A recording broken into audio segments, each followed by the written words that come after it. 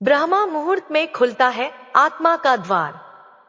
मित्रों, क्या आपने कभी उस क्षण को महसूस किया है जब पूरी दुनिया सो रही होती है और केवल सन्नाटा बोल रहा होता है? नमस्कार मित्रों, स्वागत है आपका एक ऐसी यात्रा में जहां शब्द नहीं मौन बोलता है और जहां मौन में भगवान शिव प्रकट होते हैं।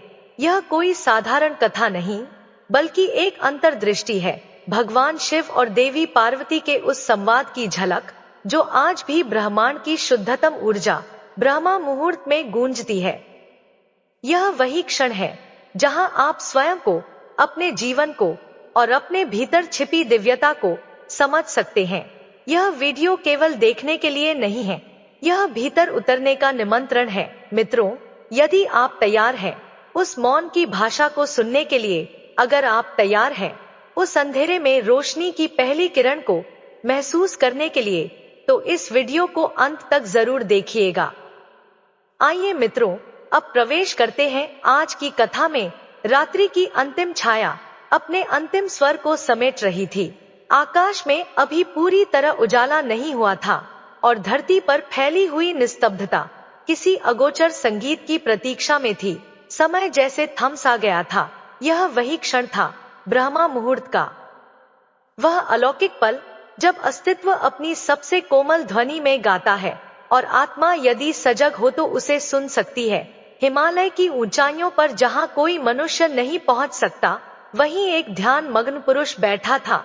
उसका शरीर शांत था, लेकिन उसकी उपस्थिति किसी तूफान की तरह तीव्र खुली हुई जटाओं में आकाश समाया था और उसकी आंखें बंद होते हुए भी सब देख रही थी।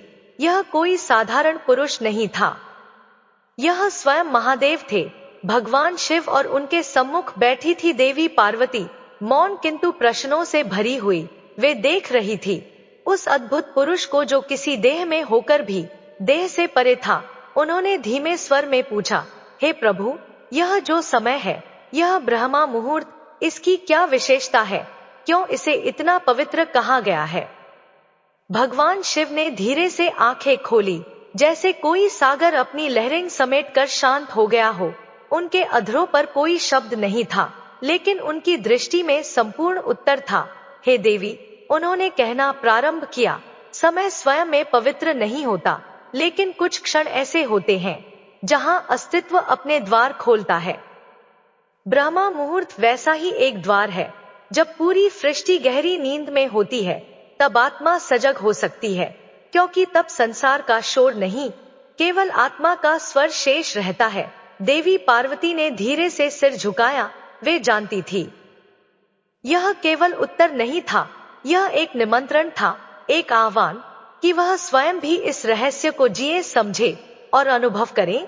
भगवान शिव बोले, ब्रह्मा मुहूर्त में उठना केवल एक अनुशासन नहीं है, यह एक मिलन है, आत्मा और परमात्मा के बीच का मिलन। जब तुम उस समय उठती हो, तुम केवल आंखें नहीं खोलती, तुम अपना अस्तित्व खोलती हो। उस समय जो ध्यान में बैठता है, वह संपूर्ण सृष्टि की चेतना में स्नान करता है। यह वह समय है जब देवी भी देवता की प्रतीक्षा करती है। देवी पार्वती ने मुस्कुराकर पूछा, हे प्रभु, क्या आप भी मेरी प्रतीक्षा करते हैं? भगवान शिव हंसे नहीं, लेकिन उनके मौन में एक गूढ़ हास्य था। उन्होंने उत्तर नहीं दिया, क्योंकि कुछ उत्तर मौन में ही सौंपे जाते हैं। चारों ओर धीरे धीरे प्रकाश फैल रहा था। आकाश अब स्याह से केसरिया हो चला था और देवी पार्वती ने अनुभव किया, यह केवल ब्रह्मा मुहूर्त नहीं, यह तो भीतर का द्वार है जो खुल रहा है। भगवान शिव बोले, हे देवी, यह समय केवल जागने का नहीं है, यह स्वयं में लौटने का है। यह वह क्षण है जब तुम्हारे सारे प्रश्न शांत हो सकते हैं, यदि तुम मौन हो सको। और देवी पार्वती मौन हो गई। ना कोई प्रश्न, ना कोई आग्रह, केवल मौन, और उसी मौन में उन्हें उत्तर मिलने लगे। मौन के उस क्षण में जब भगवान शिव की वाणी शांत हो चुकी थी और केवल ब्रह्मा मुहूर्त की दिव्यता चारों ओर फैल रही थी, देवी पार्वती की आंखों में एक हल्का कंपन हुआ।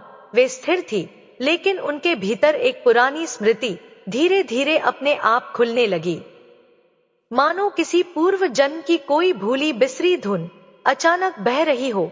उन्होंने देखा कोई बहुत पुराना मंदिर, एक विस्तृत जलाशय और वह स्वयं एक छोटी कन्या के रूप में सूर्योदय से पहले उस जल में स्नान कर रही हैं और कुछ मंत्र उनके अधरों पर चल रहे हैं। यह कोई सपना नहीं था, यह कोई कल्पना नहीं थी, यह स्मृति थी, ब्रह्मा मुहूर्त की स्मृति। देवी पार्वती ने धीरे से भगवान शिव की ओर देखा। उनके मन में कोई शब्द नहीं थे, केवल एक गहन चमत्कार की अनुभूति थी। भगवान शिव बोले, हे देवी, तुमने उसे देख लिया है ना? वह जो भीतर था लेकिन छिपा हुआ। ब्रह्मा मुहूर्त केवल एक बाहरी समय नहीं, यह तुम्हारे भीतर का वह द्वार है जो हर जन्म में तुम्हें सत्य से जोड़ता है। देवी पार्वती ने कहा, हे प्रभु, मैंने उसे केवल देखा नहीं, मैंने उसे पहचाना। लेकिन क्या यह अनुभव हर किसी के लिए संभव है? क्या हर कोई इसे जान सकता है? भगवान शिव मुस्कुराए, हे देवी, हर आत्मा ब्रह्मा की संतान है, लेकिन पहचान तभी होती है जब वह आत्मा मौन होती है। जब तुम्हारे भीतर का मन शांत होता है, जब तुम अपने भीतर उतरने का साहस करती हो, तभी यह अनुभव संभव होता है। ब्रह्मा मुहूर्त वह अमूल्य अवसर है जब यह यात्रा सहज हो जाती है। देवी पार्वती थोड़ी देर तक मौन रही, फिर उन्होंने धीरे से कहा, इसलिए आपने मुझे सदैव प्रातः काल में उठने को कहा। मैं समझती थी यह तप है, नियम है, अनुशासन है, पर अब समझ में आता है यह कोई दायित्व नहीं था, यह एक प्रेम पत्र था जो आपने ब्रह्मा मुहूर्त के माध्यम से मुझे भेजा था। भगवान शिव की आंखों में एक अद्भुत चमक थी, मानो देवी पार्वती के इस अनुभव से स्वयं ब्रह्मांड में कोई संतुलन फिर से स्थापित हुआ हो। और फिर दूर कहीं किसी पक्षी ने पहली बार गान किया। ब्रह्मा मुहूर्त समाप्त हो रहा था, लेकिन देवी पार्वती के भीतर जो द्वार खुला था वह अभी खुला ही था। भगवान शिव धीरे से बोले, हे देवी, अब जो जागा है तुम्हारे भीतर, उसे संभालना होगा। वह नाजुक है लेकिन अमूल्य है, जैसे कमल की पहली पंखुड़ी जो सूरज की पहली किरण से खुलती है। यह केवल अनुभव नहीं, यह शुरुआत है। देवी पार्वती ने हाथ जोड़ लिए। उन्होंने कुछ नहीं कहा, क्योंकि अब कहना शेष क्या था। जो जानना था वह अनुभूति बन चुका था, और अनुभूति को शब्दों में नहीं बांधा जा सकता। लेकिन यह तो बस आरंभ था। रात्रि बीत चुकी थी, लेकिन देवी पार्वती की आंखों में नींद नहीं थी और ना ही थकान। भीतर एक अनजानी लहर चल रही थी, मौन की, ध्यान की, स्मृति की। भगवान शिव सो गए थे, या यूं कहिए वे उस योग निद्रा में थे जहां समय ठहर जाता है। पर देवी पार्वती वे भीतर जाग रही थी। अगली ब्रह्मा मुहूर्त से पहले ही वे उठी। हल्का अंधकार चारों ओर था, लेकिन एक नरम सी आभा उभर रही थी। यह वह क्षण था जहां रात्रि और दिवस एक दूसरे को छूते हैं बिना छुए, जहां ना कोई पूर्ण अंधकार होता है ना पूर्ण प्रकाश, बस एक सूक्ष्म सेतु। देवी पार्वती उस सेतु पर बैठी। उन्होंने आंखें बंद की, मंत्र नहीं जपा, ध्यान नहीं किया, बस स्वयं में उतरने लगी। ना कोई चाह, ना कोई आकांक्षा, केवल वही मौन जो भगवान शिव की आंखों में था। शुरुआत में केवल श्वास सुनाई दी, धीमी, शांत, गहरी। फिर अचानक कुछ हुआ, जैसे किसी और जीवन का द्वार भीतर से खुला हो। वे स्वयं को देखती हैं, किंतु इस जन्म में नहीं, किसी प्राचीन युग में। वे ब्रह्मचारिणी थी, गहन तपस्या में लीन, एकांत जंगल में, बिना भय, बिना बंधन। उनके तप का उद्देश्य क्या था? भगवान शिव नहीं, वह तो केवल प्रतीक था। उनका उद्देश्य था आत्मा को पहचानना। और फिर एक क्षण आता है जब उस पूर्व जन्म की पार्वती वर्तमान की देवी पार्वती से एक हो जाती है। उन्होंने अपनी आंखें खोली, लेकिन वे केवल बाहरी नहीं थी, वे 2 जन्मों के अनुभव से भरी हुई आंखें थी। अब वे केवल देवी पार्वती नहीं रही थी, वे वह स्त्री थी जो ब्रह्मा मुहूर्त की चुप्पियों को समझती थी, जो जान चुकी थी कि सुबह की पहली हवा में केवल ऑक्सीजन नहीं होती, बल्कि वह चेतना की पहली किरण होती है। उस क्षण भगवान शिव उनके पास आए। उन्होंने कुछ नहीं पूछा, केवल उनके सामने बैठ गए। दोनों मौन थे।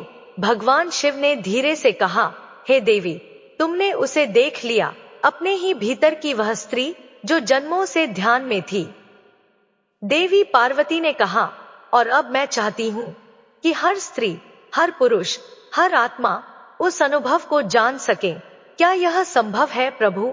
भगवान शिव बोले, ब्रह्मा मुहूर्त सबके लिए है देवी, पर भीतर उतरने का साहस विरलों में होता है। जिस दिन लोग ब्रह्मा मुहूर्त को केवल एक समय नहीं बल्कि एक द्वार मानेंगे, उस दिन उनके जीवन में चमत्कार होगा। देवी पार्वती ने निश्चय किया, मैं इस रहस्य को केवल अपने तक नहीं रखूंगी, मैं इसे संसार को फैलाऊंगी, उस रूप में जिसमें लोग समझ सकें, अनुभव कर सकें, जी सकें। भगवान शिव मुस्कुराए और बोले, वह दिन जब आएगा जब कोई स्त्री, कोई पुरुष ब्रह्मा मुहूर्त में आंखें बंद करेगा, तो वह तुम्हारे अनुभव को भी छू लेगा। यही ज्ञान की परंपरा है। यह एक दीप से दूसरे दीप जलाने की यात्रा है। सूर्य की पहली किरण अब आकाश को छू रही थी। पक्षियों का गान प्रारंभ हो चुका था, परंतु देवी पार्वती के भीतर जो गान उठ रहा था वह संसार की सभी सीमाओं से परे था। मित्रों, अब हम प्रवेश कर रहे हैं उस चरण में जहां देवी पार्वती एक नई खोज के लिए तैयार है। उन्होंने अब केवल अनुभव किया है, लेकिन अनुभव को शब्दों में पिरोकर दुनिया को देना, यह उनकी अगली यात्रा है। और यह यात्रा वही बनती है जो हर साधक को ध्यान की ओर बुलाती है। अगली भोर वही ब्रह्मा मुहूर्त पर इस बार कुछ अलग था। देवी पार्वती गंगा तट पर बैठी थी। उनके चारों ओर मौन था, लेकिन भीतर प्रश्नों की सरिता बह रही थी। उन्होंने आंखें मूंदी और एक प्रश्न भीतर से उठने लगा, क्या ब्रह्मा मुहूर्त केवल आत्मा की खोज का समय है, या यह संपूर्ण सृष्टि के साथ जुड़ने की एक सूक्ष्म विधि है? भगवान शिव धीरे धीरे उनके पास आए, बालों में चंद्र, गले में नाग और आंखों में वही सनातन शांति।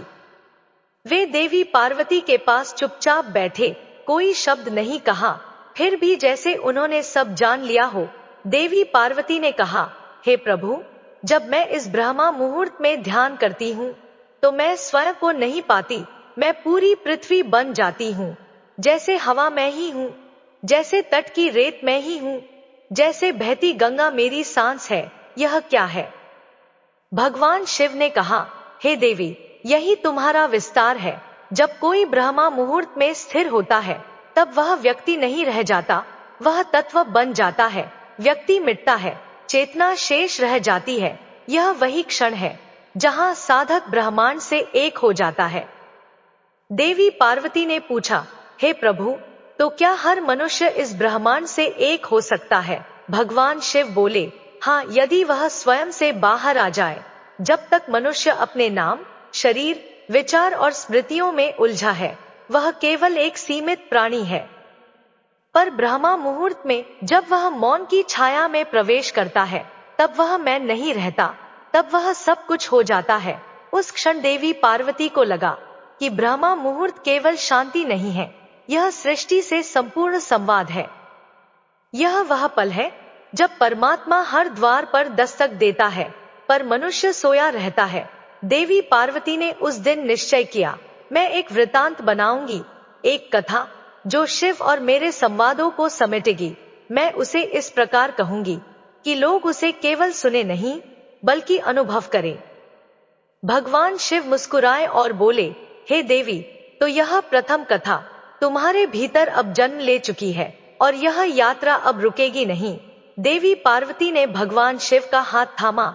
उन्होंने कहा, हे प्रभु, अब मुझे अगला प्रश्न करना है। आप कहते हैं कि ब्रह्मा मुहूर्त में ध्यान सर्वोत्तम है, पर जो ध्यान नहीं कर पाते, जो मन को स्थिर नहीं कर पाते, वे क्या करें? भगवान शिव ने गहराई से देखा, अब तुम अगली परत में प्रवेश कर रही हो। हे देवी, यह प्रश्न सरल नहीं है, पर उत्तर है, पर वह उत्तर शब्दों में नहीं, अनुभव में मिलेगा। देवी पार्वती ने पूछा, हे प्रभु, क्या आप मुझे उस उत्तर की ओर ले चलेंगे? भगवान शिव ने कहा, हाँ, पर इस बार मैं नहीं, यह ब्रह्मा मुहूर्त स्वयं तुम्हें ले जाएगा।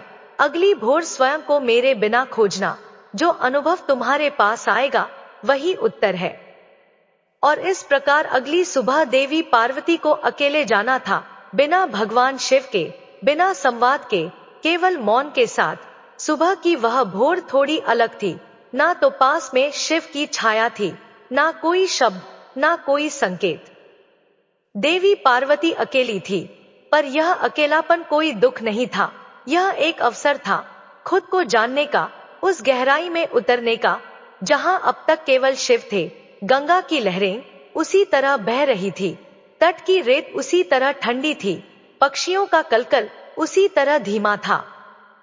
पर आज देवी पार्वती के भीतर कुछ नया था, एक खालीपन जो डरावना नहीं था, बल्कि एक आमंत्रण जैसा लगता था। देवी पार्वती ने आंखें मूंद ली, गहरी सांस ली और ध्यानस्थ हो गई। पर इस बार ध्यान का मार्ग कुछ कठिन था। पहले जहां भगवान शिव की उपस्थिति से मन सरलता से मौन में उतर जाता था, अब वहां विचारों की भीड़ थी। पुराने स्मृति के चित्र, भविष्य के सवाल और मैं का लगातार उठता स्वर।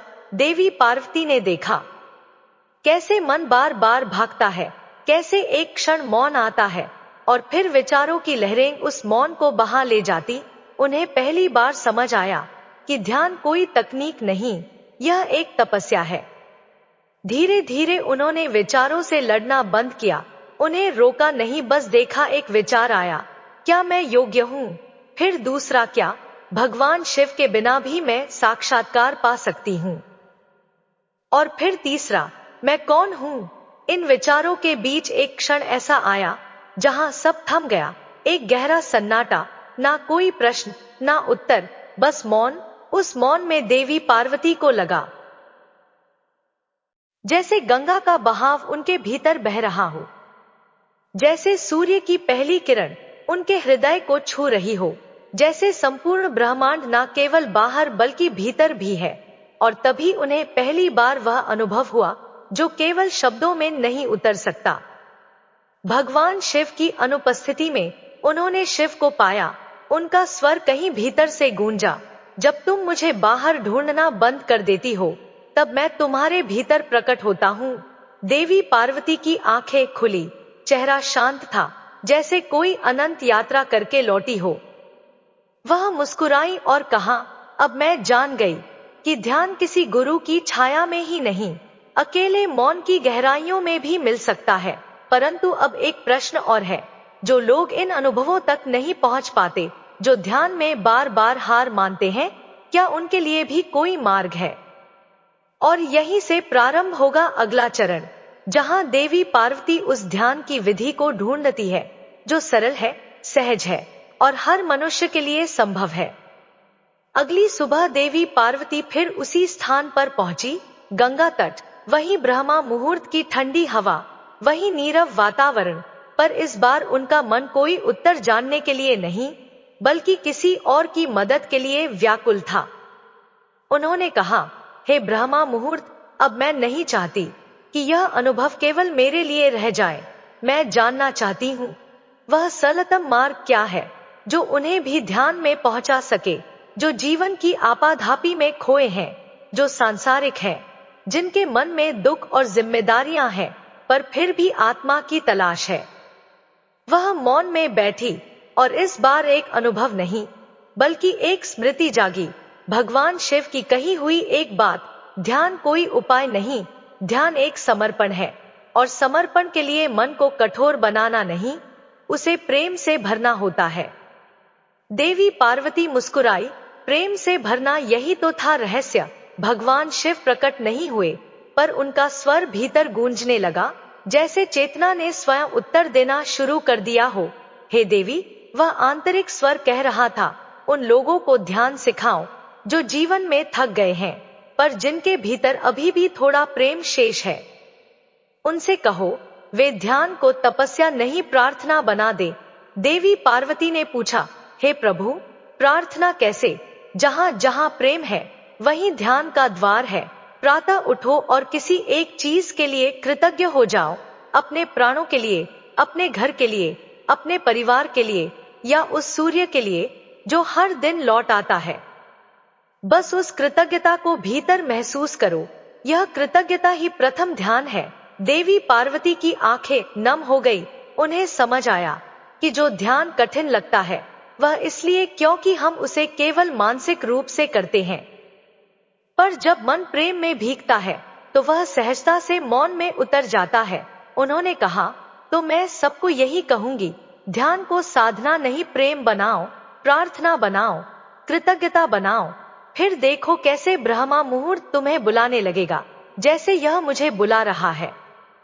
और फिर देवी पार्वती ने वह पहला वाक्य कहा जो हजारों साल बाद भी हर साधक के हृदय में गूंजता है, ध्यान वो नहीं जो तुम सोचते हो, ध्यान वो है जो तुम प्रेम करते हो।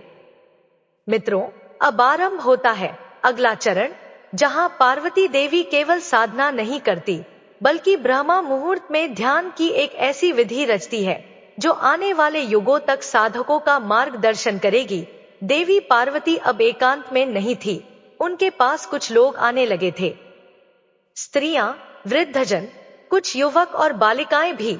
वे कोई बड़ी शिक्षा नहीं मांगते थे, बस यह जानना चाहते थे कि क्या उनके लिए भी कोई मार्ग है, क्या वे भी शिव के समान मौन में उतर सकते हैं।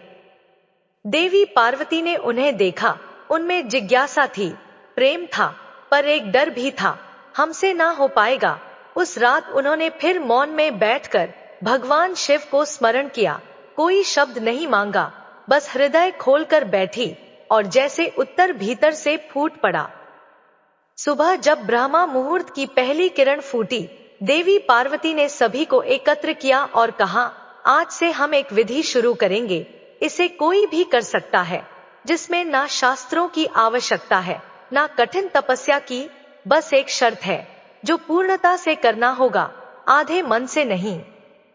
सबकी आंखें चमक उठी। देवी पार्वती बोली, पहला चरण है जागरण के साथ मौन स्वीकारना। जब तुम जागो ब्रह्मा मुहूर्त में तो कुछ मत करना, ना मोबाइल, ना बात, ना विचार, बस मौन को महसूस करो 5 मिनट तक। कुछ भी मत कहो, ना मन में, ना मुख से। ब्रह्मा का प्रथम स्पर्श इसी मौन से होता है। दूसरा चरण कृतज्ञता की।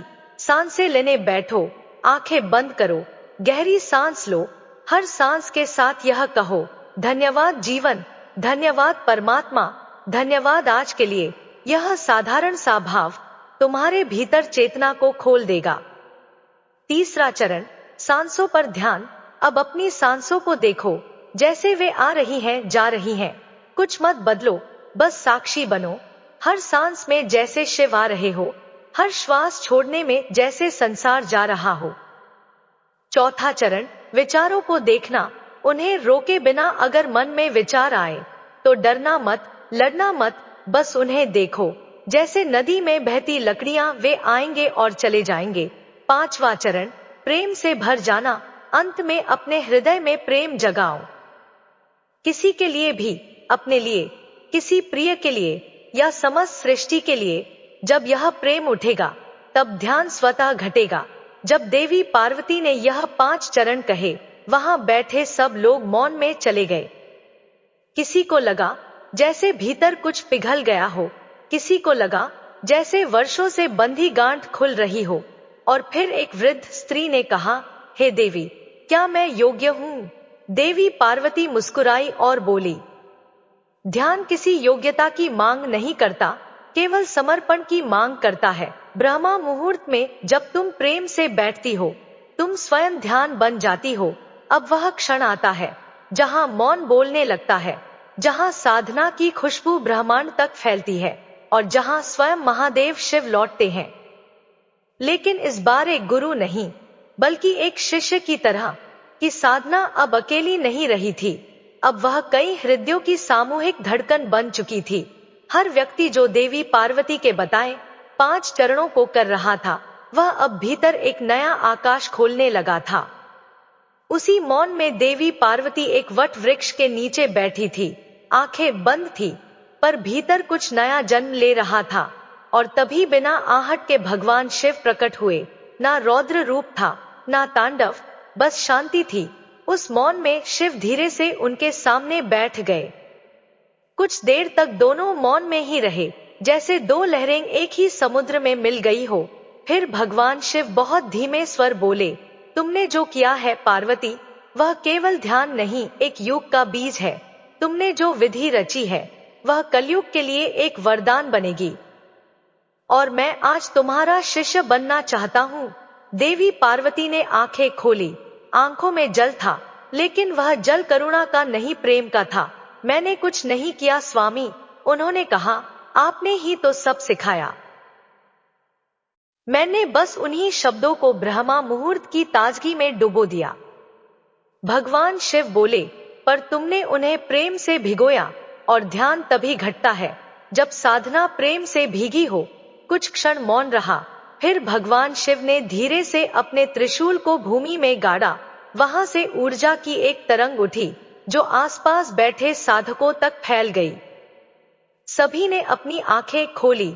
वे नहीं जानते थे कि यह दिव्य ऊर्जा क्या है, पर हर एक के भीतर जैसे कुछ प्रज्वलित हो गया था। भगवान शिव बोले, आज से ब्रह्मा मुहूर्त केवल जागने का समय नहीं, प्रेम पूर्ण ध्यान का द्वार होगा।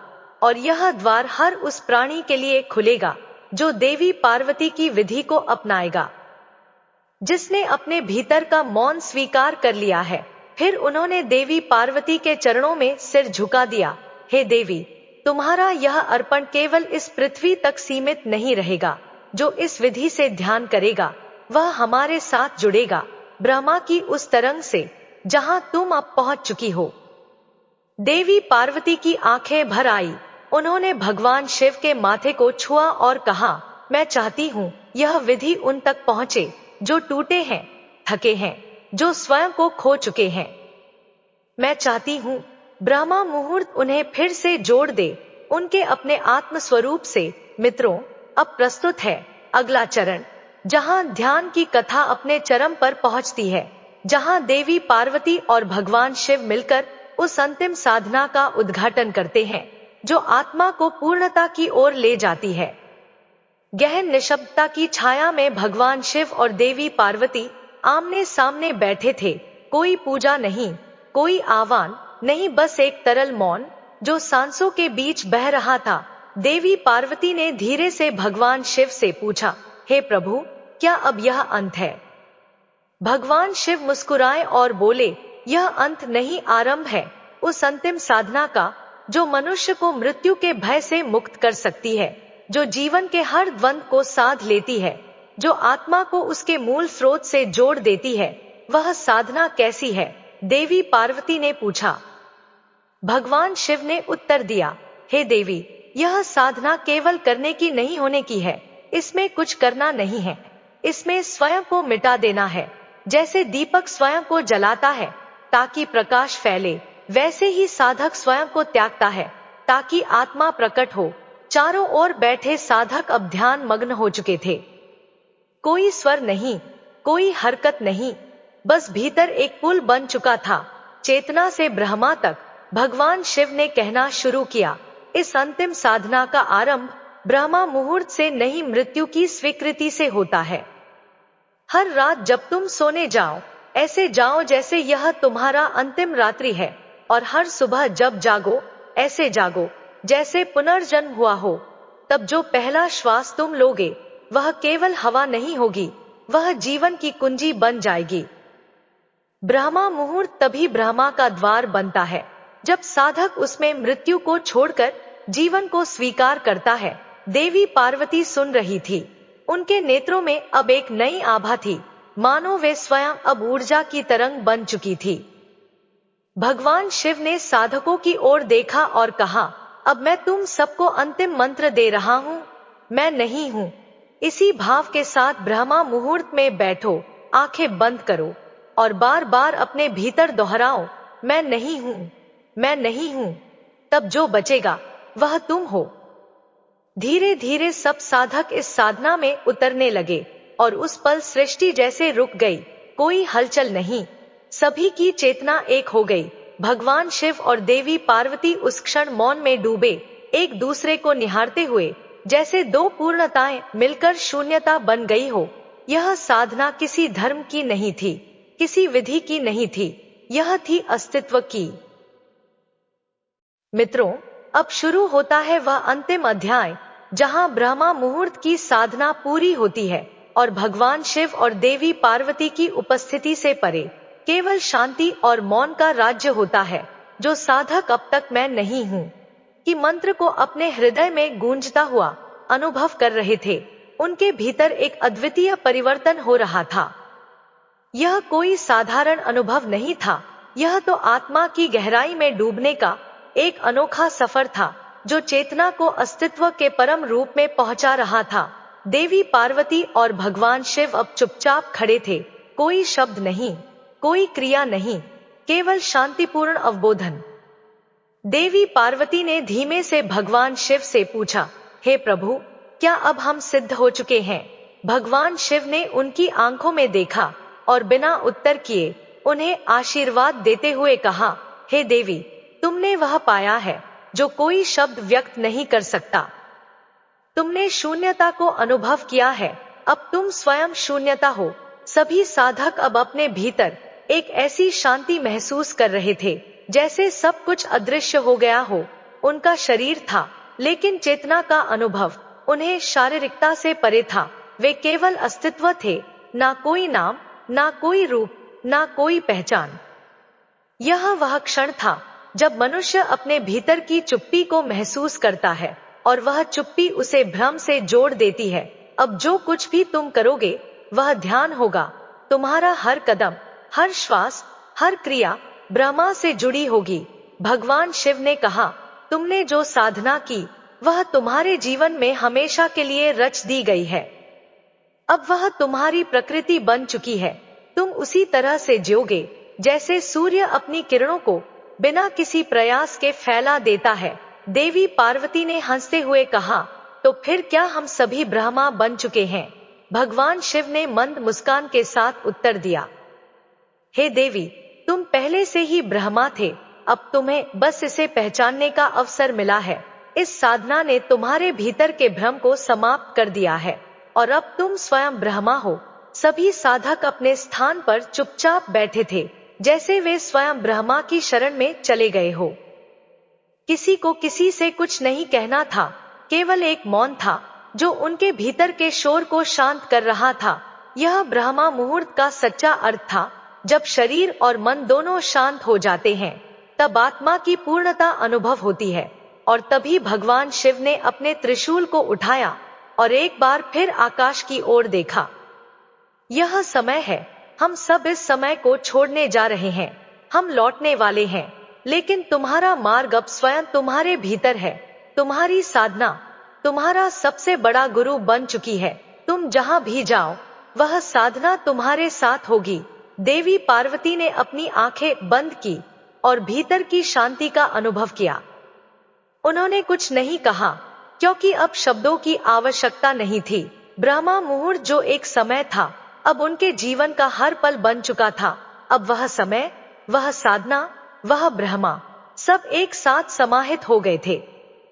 मित्रों, इस पूरी कथा का अंत इस विचार के साथ होता है, ब्रह्मा मुहूर्त केवल एक समय नहीं, एक अवस्था है। यह साधना का अंतिम स्वरूप है, जहां शब्द, रूप और आकार सभी गायब हो जाते हैं। केवल शांति, प्रेम और सत्य का अनुभव शेष रह जाता है। अब तुम भी इस कथा के अंतिम विचारों को अपने जीवन में उतार सकते हो। याद रखो, साधना कभी खत्म नहीं होती। यह तुम्हारे भीतर एक शाश्वत धारा बनकर प्रवाहित होती रहती है। मित्रों, अगर आप इस यात्रा से कुछ भी सीख पाए हो तो कृपया इस वीडियो को लाइक, शेयर करें और हमारे चैनल को सब्सक्राइब करें। धन्यवाद।